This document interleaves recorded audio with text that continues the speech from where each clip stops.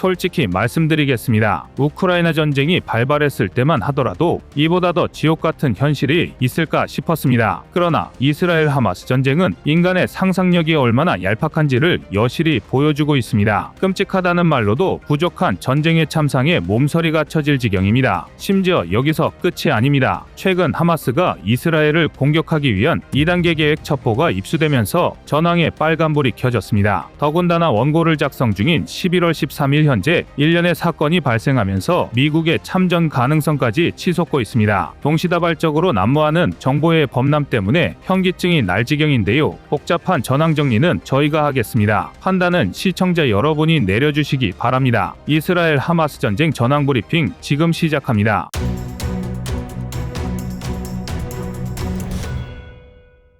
원고를 작성 중인 11월 13일 현재 매우 충격적인 소식이 들려오고 있습니다. 어마랍 위성채널 알마야딘이 최초 보도한 속보에 따르면 시리아 동부 아로마르 유전 인근 호노코 미군 기지가 15발의 로켓에 피격되었습니다. 심지어 해당 공습으로 미군 병사들이 다수 희생된 것으로 추정됩니다. 만약 해당 보도가 사실이라면 미국의 물리적 개입이 시작될 수도 있는 심각한 상황입니다. 전 세계의 군사 관계자, 전문가, 언론들 역시 긴장의 끈을 놓지 않으며 상태를 예의주시하고 있는데요. 다만 피격 사실을 최초 보도한 알마야딘이 이란, 시리아 등 시아파 벨트의 나팔수 노릇을 하는 편파 언론인 탓에 아직 사실 여부를 맹신하기는 어렵습니다. 그러나 만약 알마야딘의 보도가 사실이라면 이스라엘 하마스 전쟁은 세계 지도를 다시 쓸 거대한 전쟁의 전초전에 불과할 것입니다. 덩달아 이스라엘 역시 바라지도 않았던 목줄을 꿰게 생겼는데요. 많은 분들이 강력한 원군을 끌어들이고 싶을 이스라엘이 미국의 참전을 바라고 있을 것이라 생각하지만 실상은 절대 그렇지 않습니다. 이스라엘은 확전을 극도로 두려워하고 있습니다. 오히려 하마스와의 전쟁이 집안 싸움, 소규모 무력 분쟁쯤으로 취급받길 바랍니다. 최근 국내 언론을 통해 이스라엘군이 하마스 땅굴 130개를 파괴했다는 보도가 쏟아지고 있습니다. 아닌 게 아니라 이스라엘군이 하마스 전초기지 11곳을 장악했다는 공식 발표도 있었는데요. 이스라엘군은 육상, 해상, 공중전장을 가리지 않고 정예부대를 총동원해 가자 지구를 맹격하고 있습니다. 실제로 전쟁이 발발한 지 이제 막 한 달이 조금 더 지났음에도 지난 12일을 기준 무려 14,000회에 육박하는 공습이 진행되었을 정도입니다. 이 가운데 전술기를 동원한 화력 지원만 무려 3,300회에 달했고 공격 헬기 지원이 860회, 무인기 폭격도 570회에 달했습니다. 이쯤이면 문자 그대로 가자 지구를 쑥대밭으로 만들 수준인데요. 영상 업로드일을 기준으로 하루 평균 368회의 공습을 허브은 셈입니다. 과연 이런 맹공이 효과가 있었는지 이스라엘군은 일주일 사이 점령지를 넓혀 가자시티 서부 해안선을 장악하기 일보 직전입니다. 이스라엘군과 하마스는 서부 해안의 마지막 남은 거점인 알시파 병원과 알샤티 캠프만을 남겨두고 공방전을 이어가고 있는데요. 지금까지 전황만 보면 이스라엘군이 하마스를 마치 당장 내일이라도 모두 소탕하고 전쟁을 끝낼 수 있을 것만 같습니다. 오죽하면 이스라엘이 압도적인 전력 차이를 이용해 순식간에 끝낼 수 있음에도 일부러 민간인 피해를 유발하고 있다는 황당한 억지까지 제기되고 있는데요. 이스라엘이 전쟁을 핑계로 팔레스타인 국민의 숫자를 줄이고 가자지구에 대한 장악력을 확대하려 한다는 주장입니다. 지금까지 이스라엘에 붙은 오명들을 떠올려보면 언뜻 그럴듯하게 느껴지기도 하는데요. 그러나 이는 현실을 전혀 모르는 망상에 불과합니다. 진짜 현실은 이제 막 전쟁이 시작되었다는 것뿐입니다. 고전하고 있는 건 하마스뿐만 아니라 이스라엘군 또한 마찬가지입니다. 일례로 이스라엘군 소속 고위 관계자는 현 상황을 일컬어 전체 15라운드의 복싱 경기 중 4라운드에 불과하다고 표현하고 있습니다. 지금까지의 맹폭은 이스라엘이 힘을 숨기고 있다기보다 전쟁 초기 주도권을 휘어잡기 위해 이스라엘이 총력을 기울여 기반을 다져놓은 것이라 해석하는 게 옳습니다. 문제는 이로 인한 물자 소모가 상당하다는 것입니다. 이스라엘 내부 군사 전문가의 추정에 따르면 현재 이스라엘군은 약 한 달간의 전쟁 기간 동안 23,300발 이상의 탄약을 소모한 것으로 보입니다. 하루에 약 500발 이상의 포탄을 쏟아부은 셈인데요. 이로 인한 효과는 확실합니다. 앞서 말씀드렸다시피 이스라엘군은 본격적인 지상군 투입이 시작된 지 2주 만에 가자 지구를 남과 북으로 갈랐고 가자시티 서부 해안선을 대부분 점령했습니다. 이 과정에서 이스라엘군의 병의 손실률은 34명 전사가 전부입니다. 한 명 소중하지 않은 병사는 없지만 이스라엘이 얻은 전과에 비하면 분명 예상보다 적은 피해임에는 틀림없습니다. 그러나 아직 하마스의 전체 규모조차 파악하지 못한 상태에서 이런 신중한 작전을 장기적으로 이어가기엔 무리가 있습니다. 지금은 막대한 물량의 공습을 앞세워 시가전을 제한하고 하마스 병력을 가자시티 중심에 봉쇄하고 있지만 이를 장기적으로 이어가기엔 무리가 많습니다. 결국은 지상군을 이용한 길고도 고통스러운 장기작전을 이어가야만 할 것입니다. 하마스 역시 이를 잘 알고 있고 이미 장기전을 염두에 둔 게릴라전에 돌입한 상태입니다. 지금은 말 그대로 전초전에 불과한데요. 게다가 최근 하마스가 이스라엘의 총력을 끌어내기 위한 추가 도발로 서한 지구 공격을 계획 중이라는 첩보까지 입수되었습니다. 이른바 공격의 2단계가 준비 중이라는 것입니다. 만약 전쟁의 불씨가 비교적 온건한 서한 지구에서도 타오르기 시작한다면 이스라엘은 동부와 서부 양쪽의 서두 전선을 동시에 상대해야 합니다. 전쟁의 화마가 이스라엘의 중심지로 퍼지는 것입니다. 당연히 군사적, 사회적, 경제적으로 엄청난 혼란이 발생하리라는 것은 두말할 것도 없습니다. 지금 이스라엘 입장에서 최선의 방안은 느리더라도 안전하게 야금야금 가자지구 점령지를 넓혀가는 것뿐입니다.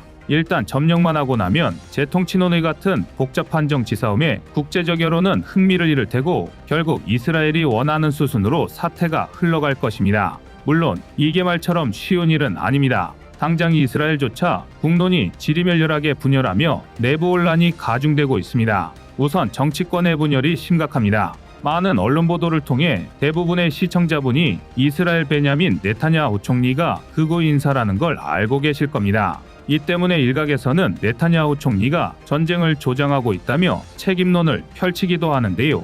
그런데 오히려 현재 이스라엘 주요 내각 인사 중 네타냐후 총리는 그나마 정도를 아는 사람입니다. 예를 들어 이타마르 벤그비르 공안부 장관 같은 인물은 이스라엘 국무회의에서 공공연하게 하마스와 가자지군의 팔레스타인 민간인을 동일하게 취급해야 한다는 정신나간 주장을 밀어붙이고 있습니다. 벤그비르 장관은 하마스의 공격에 가자지구 민간인들이 암묵적인 동의를 보내고 있으니 그들도 테러범과 매한가지라는 얼토당토하는 헛소리를 짓거리고 있습니다. 이런 말도 안 되는 소리를 하는 것이 치안, 경비, 소방, 방첩 등을 총괄하는 공안부의 최고 책임자라는 게 믿기지 않는데요. 네타냐후 총리와 이스라엘 법무장관 등은 벤그비르 장관을 국무회의에서 배제하는 등 강력한 조치를 취하고 있지만 최소한 일부는 벤그비르 장관의 주장에 동의하고 있습니다. 아닌 게 아니라 이스라엘 전시내각의 압도적인 다수가 레바논 헤즈볼라에 대한 적극적인 공세를 주장하고 있습니다. 반면 네타냐후 총리는 오히려 지금 전선을 확대해서는 안 된다는 원론적인 입장을 고수하고 있습니다. 졸지에 네타냐후 총리가 폭주 중인 이스라엘 내각을 맡고 있는 유일한 안전장치가 된 꼴입니다. 심지어 이를 빌미로 이스라엘 전시 내각은 네타냐후 총리의 해임권까지 논하고 있는 지경입니다.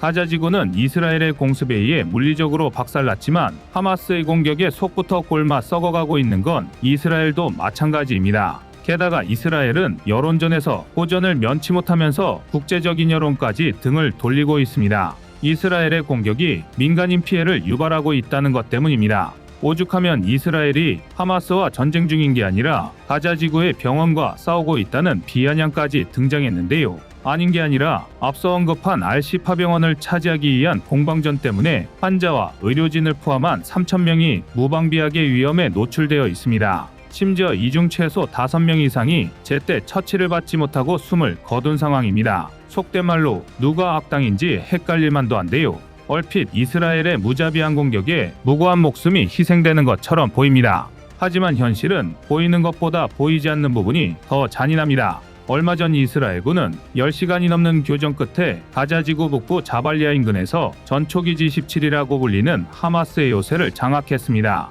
해당 지역 역시 알시파 병원처럼 많은 수의 난민이 남아있었기 때문에 이스라엘군의 비인도적 행동에 대한 비난 여론이 들끓었습니다. 자발리아는 이스라엘 독립 이후 건설된 팔레스타인 최대의 난민촌이 위치한 곳입니다. 이곳에 머무는 팔레스타인 난민만 무려 10만 명이 넘는데요. 그런데 이스라엘은 전초기지 17을 장악하기 위해 3일 내내 공습을 퍼부었습니다. 이스라엘은 하마스가 건설한 구조물을 향해서만 폭격을 가했다고 스스로를 변호했지만 가자지구 보건부의 발표에 따르면 첫날 공습으로 인한 사망자만 400여 명에 달했습니다. 비난 여론이 생기지 않으려야 않을 수 없는 상황이었는데요. 그러나 막상 이스라엘군이 전초기지 17을 점령하고 발견한 것에 대해서는 모두 외면하고 있습니다. 대표적으로 이스라엘 지상군은 쑥대밭이 된 전초기지 17을 점령하면서 팔레스타인 학교 옆에 건설된 하마스의 드론 제조 공장을 발견했습니다. 이스라엘이 수백 명의 자국 군인을 희생하면서 보병만을 이용해 점령하는 게 아니라면 학교까지 위험해질 수밖에 없는 위치였습니다.